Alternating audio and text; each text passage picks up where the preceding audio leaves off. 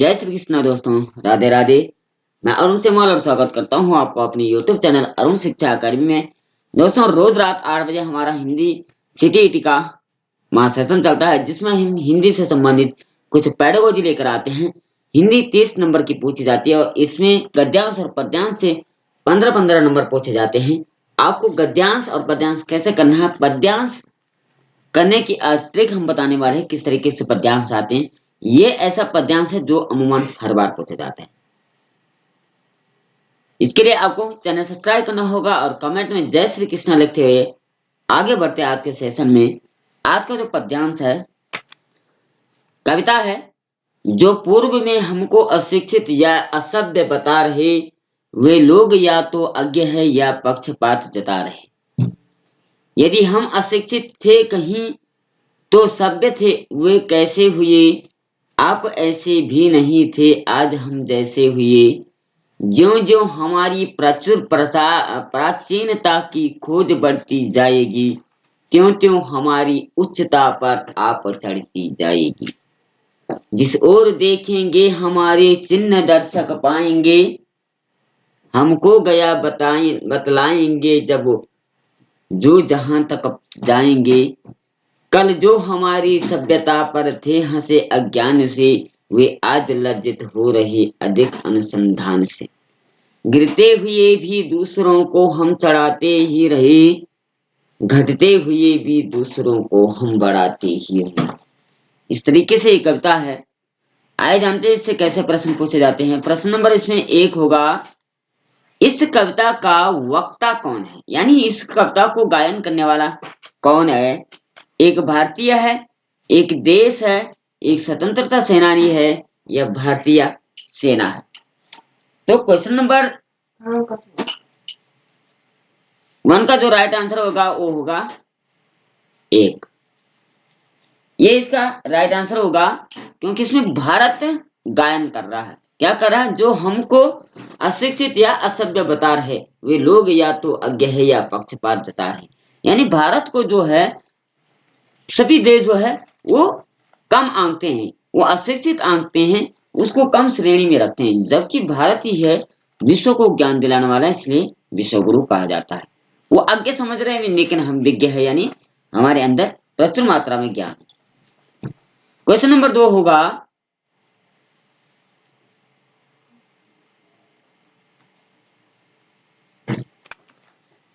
अज्ञ का तात्पर्य, यानी अज्ञ से क्या तात्पर्य? पापी, अज्ञानी, पाप या विद्वान। तो 2 का जो राइट आंसर होगा वो होगा अज्ञानी। अज्ञ का अर्थ होता है अज्ञानी, जिसको ज्ञान है। आ मतलब नहीं है, ज्ञा मतलब ज्ञान जिसको, ठीक है, अज्ञानी हो जाएगा। क्वेश्चन नंबर 3 की बात करें, कौन लोग लज्जित हो रहे हैं? लज्जित कौन हो रहे हैं? भारत को असभ्य बताने वाले लोग, भारत को महान बताने वाले लोग, भारत की निंदा करने वाले लोग, या भारत को शक्तिहीन बताने वाले लोग। निंदित कौन हो रहा है? क्वेश्चन नंबर 3 का जो राइट आंसर होगा वो ए ऑप्शन इसका चला जाएगा, क्योंकि भारत को असभ्य बताने वाले लोग खुद ही लज्जित हो रहे हैं, खुद ही शर्मसार हो रहे हैं। क्वेश्चन नंबर 4 की बात करें, गिरते हुए भी दूसरों को हम चढ़ाते ही रहे का आशय क्या है? इसका तात्पर्य क्या है? ए, हमने विदेशियों को सहायता दी, बी, हमने आक्रमणकारियों को बढ़ावा दिया, सी, हमने स्वयं दीन होते हुए भी दूसरों को उन्नत किया, या डी, हमने पतित होकर भी दूसरों का उद्धार किया। तो चौथे का जो राइट आंसर हो जाएगा आपका सी ऑप्शन चला जाएगा, यानी गिरते हुए भी दूसरों को हम चढ़ाते ही गए। यानी भारत जब गुलाम में था, खुद अपनी परेशानियों से जूझ रहा था, उस समय भी हमने स्वयं को दीन होते, हम स्वयं गरीब होते हुए भी हमने दूसरों को उन्नत किया, दूसरों को आगे चढ़ाते गए, उन्हें बढ़ाने की शक्ति प्रदान की। क्वेश्चन नंबर 5 का जो राइट आंसर, क्वेश्चन नंबर 5 यहाँ पर पूछा गया है, कवि कहना चाहता है, कवि क्या कहना चाहता है? भारतीय संस्कृति प्राचीन है, भारत का अतीत महान है, भारतीय संस्कृति महान है, भारत का वर्तमान महान है। तो कवि क्या कहना चाह रहा है? 5 का जो राइट आंसर होगा वो आपका बी ऑप्शन चला जाएगा, यानी भारत का अतीत यानी भूतकाल जो रहा है वह महान रहा है, जिसमें महापुरुष हुए हैं, बड़े बड़े महापुरुष हुए हैं, जिन्होंने भारत ही नहीं अपितु विश्व को ज्ञान दिलाने के लिए अनेकों सारे प्रयत्न किए, चाहे ऋषि मुनि से संबंधित हो या कुछ महापुरुषों से संबंधित। ठीक है, राइट आंसर भी ऑप्शन हो जाएगा। इस पद्यांश का आखिरी क्वेश्चन होगा, जो शिक्षित ना हो उसे कहते हैं, उसे क्या कहा जाता है जो शिक्षित नहीं है? शिक्षक, अशिक्षित, क्षति, अशिक्षक या अशिक्षित? क्वेश्चन नंबर 6 का जो राइट आंसर होगा वो डी ऑप्शन चला जाएगा, यानी अशिक्षित उसे कहा जाता है। आ मतलब नहीं है, शिक्षित मतलब जो ज्ञानी है। ठीक है, इसी प्रकार से पद्यांश दो पद्यांश पर हम चर्चा करने वाले हैं। दूसरा पद्यांश यहाँ पर है, वह आता दो टूक कलेजे, टूक हो गए, ठीक है, ट्रक नहीं, टूक। ये सीटीटी 2016 में भी पूछा गया था, यही वाला पद्यांश। अर्थात आपको बार बार जो पद्यांश रिपीट होते रहते हैं, इनको आपको ध्यान से देखना चाहिए। चैनल सब्सक्राइब करें और रोज रात 8 बजे से टेट अपना क्वालिफाई करें। वह आता दो टूक कलेजे के, मारता और पछताता, पथ पर आता पेट पीठ दोनों मिलाकर है ये, चल रहा लकुटिया टेक, मुट्ठी भर दाने को डॉट डॉट डॉट, भूख मिटाने को। मुँह फटी पुरानी झोली का फैलाता, दो टूक कलेजे के, करता पछताता पथ पर आता, साथ दो बच्चे भी है, सदा हाथ फैलाए, बाएं से हुए मरते हुए पेट को चिल्लाते, और दाहिना दया दृष्टि पाने की ओर बढ़ाए, भूख से सूख ऊँटे जब जाते, दाता भाग्य विधाता से क्या पाते, घूंट आंसुओं के पीकर रह जाते, चाट रहे जूठी पत्तल वे सभी सड़क पर खड़े हुए, और झपट लेने को उनसे कुत्ते भी अड़े हुए। इस प्रकार से भाव विभोर करने वाली कविता है, मनुष्य की वास्तविकता को दर्शाने वाली कविता है। इस कविता से कैसे प्रश्न पूछे जाएंगे, आइए चलिए नीचे देखते हैं। प्रश्न नंबर 1 होगा, इस काव्यांश का शीर्षक क्या होगा? आप इस काव्यांश को क्या शीर्षक देना चाहेंगे? गरीबी, भिक्षुक, विषमता या बेबसी?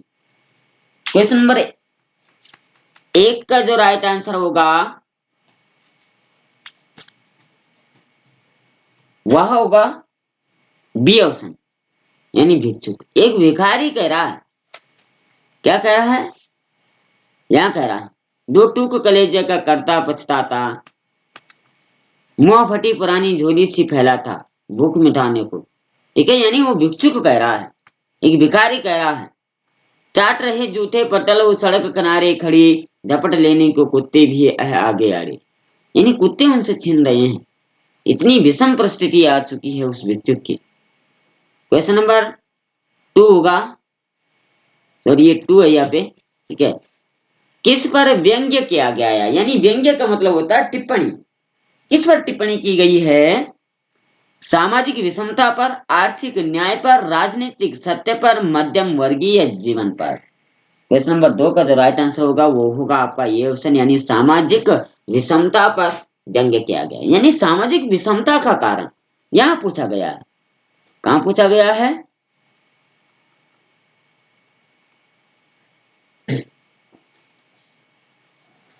दाता भाग्य विधाता से क्या पाते, घूंट आंसुओं को पीकर रह जाते, चाट रहे जूठे पत्थर वो भी सड़क पर खड़े हुए, और झपट लेने को कुत्ते उनसे भी अड़े हुए। यानी उनकी विषम परिस्थिति इतनी बन चुकी है कि वो जूठे पत्थर चाटने को तैयार है।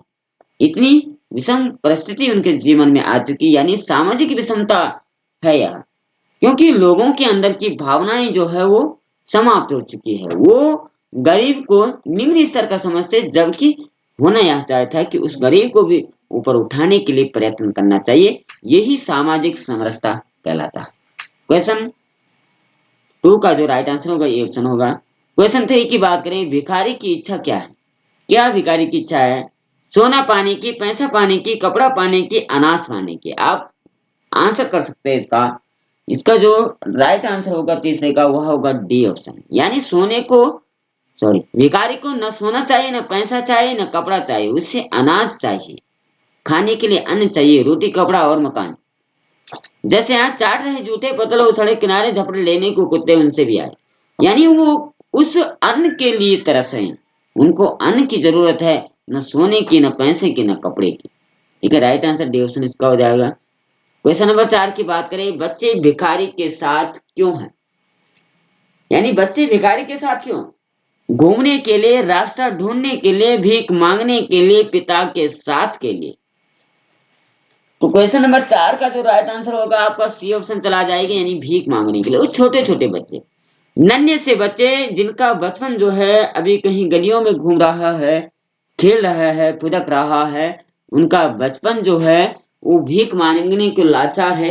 एक एक रोटी के लिए, अन्न के लिए वो तरस रहे हैं। तभी कहा गया लास्ट पंक्ति का जो भाव है वो मन को भाव विभोर करने वाली है। चाट रही जूठे पत्तल हुए, सभी सड़क पर खड़े हुए और झपट लेने को उनसे कुत्ते भी अड़े हुए। यानी इतनी बेकार परिस्थिति आ चुकी है कि वो जूठे पत्तल चाटने को तैयार है। क्वेश्चन नंबर 5 की बात करें, भिखारी के बच्चों से कुत्ते क्यों होड़ करते हैं? झूठे पत्थर छीनने के लिए, चिढ़ाने के लिए, लड़ने के लिए, भगाने के लिए। तो क्वेश्चन नंबर 5 का जो राइट आंसर हो जाएगा आपका ये ऑप्शन आ जाएगा। यानी उन कुत्तों को भी खाना चाहिए, वो उन पत्तलों से चाट रहे हैं, लेकिन वही वो गरीब बच्चे भी जो है उस पत्तलों से चाट रहे हैं। कुत्ते में और इंसान में उसकी दशा जो है एक जैसी हो चुकी है। ये सामाजिक समरसता का कारण है कि समाज के लोगों, उन श्रेष्ठ लोगों जो दावा करते हैं कि हम सहयोगी है, उन गरीबों की वो उनके लिए विषम परिस्थिति का कारण बना हुआ है, जो उनकी ओर ध्यान आकर्षित नहीं कर पा रहा है। आखिरी प्रश्न इस सेशन का होगा, झपट का समानार्थी शब्द क्या होता है? झाड़ना, फेंकना, छीनना, कोई नहीं। राइट आंसर होगा आपका सी ऑप्शन। सॉरी, इसको सी करना था, ठीक है, कर ही लेते हैं। ये सी ऑप्शन हो जाएगा इसका, ठीक है। सी ऑप्शन हो जाएगा आपका छीनन। यानी झपट का अर्थ समानार्थी शब्द, समानार्थी मतलब झपट के ही जैसा अन्य शब्द भी है छीनना, झपटना, छीनना, ठीक ना। तो ये क्या आ गया? राइट आंसर आएगा। तो कुल मिलाकर के पद्यांश, दो पद्यांश हमने आपको बताए, इनसे कैसे प्रश्न पूछ जाते हैं वैसे भी बताई। आशा आपको वीडियो पसंद आई। वीडियो पसंद आए सब्सक्राइब जरूर करें और कमेंट में जय श्री कृष्ण लिखते हुए कल शाम रात 8 बजे फिर मिलते हैं। तब तक के लिए जय श्री कृष्ण, राधे राधे।